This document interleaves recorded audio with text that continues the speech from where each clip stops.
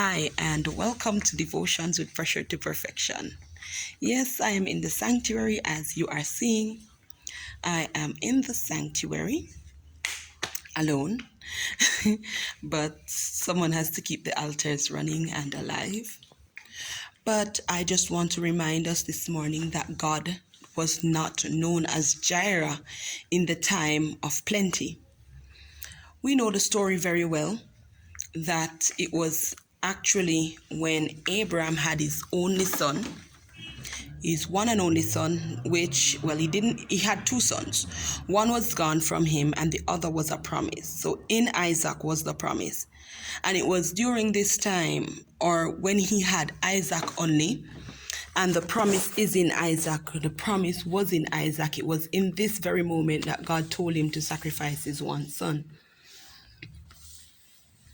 When he got to the place to sacrifice his only son, he didn't have a ram.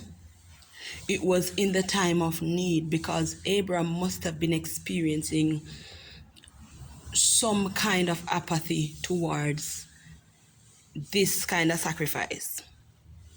But in the midst of all of that, Abraham decided that he was going to obey God.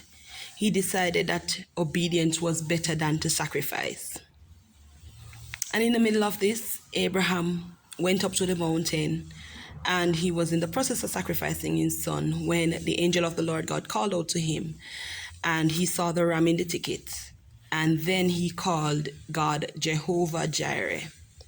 And because of this Jehovah Jireh, today we know God as provider, because our ram is always caught in the thicket. So be encouraged. Be encouraged. Because God doesn't provide in the time of plenty. He provides in the time of great need. Tomorrow we'll continue on this Jehovah Jireh. But until then, love you.